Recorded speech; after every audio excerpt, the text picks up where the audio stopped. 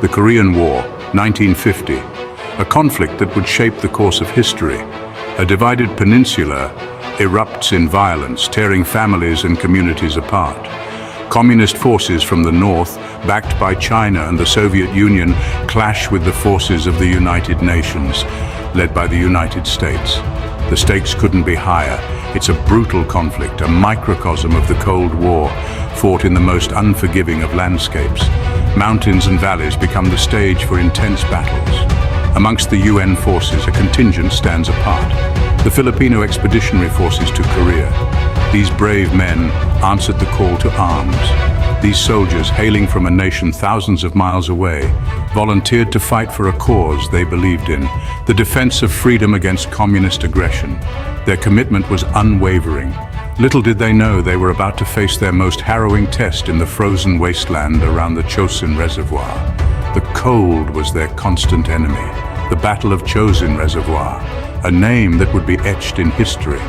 One of the Korean War's most savage engagements. The brutality of the conflict was unimaginable. Temperatures plummeted to unimaginable lows, testing the limits of human endurance. Chinese troops, vastly outnumbering UN forces, launched a relentless offensive. Their sheer numbers were overwhelming. Their goal? To annihilate the UN presence in the north. The stakes were life and death. The survival of the UN forces in Korea hung by a thread. Every decision, every action was a matter of survival. As the Chinese offensive raged with unyielding ferocity, a critical and decisive battle unfolded at a seemingly nondescript village named Yultong. This small village, nestled amidst the harsh and frozen hills, became a crucial bulwark against the advancing enemy tide. Holding this line was of utmost importance. Failure to do so meant allowing the Chinese forces to outflank the retreating UN forces from the Chosin Reservoir, which would spell disaster for the entire campaign. Outnumbered and outgunned, the brave soldiers of the Filipino 10th Battalion Combat Team, 10th BCT, stood their ground with unwavering resolve. Their mission? To hold Yultong at all costs, no matter the odds. They were the shield, the last line of defense, protecting the crucial withdrawal of UN forces. The fate of thousands of soldiers rested on their courage and determination.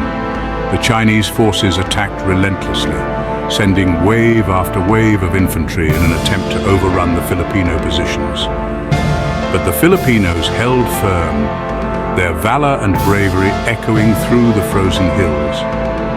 They fought with a ferocity born of sheer desperation and an unbreakable commitment to their comrades and their mission.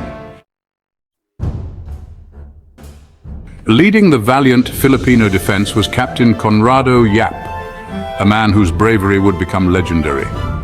A natural leader, Yap inspired his men with his calmness under fire and his unwavering determination, never showing fear even in the direst moments.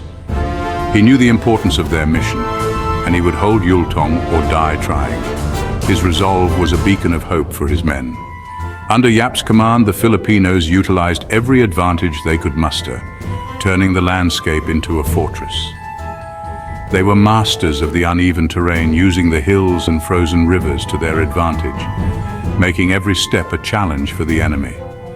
They employed a tactic called defense in depth, layering their defenses to slow down and inflict maximum casualties on the enemy, creating a deadly gauntlet. Time and again, the Chinese assaults were met with withering fire. Machine guns chattered, rifles cracked. The air was thick with the sounds of battle. Grenades exploded in showers of shrapnel, creating chaos and confusion among the attackers. The Filipinos, though weary and freezing, fought with the courage of lions, their spirits unbroken despite the relentless onslaught.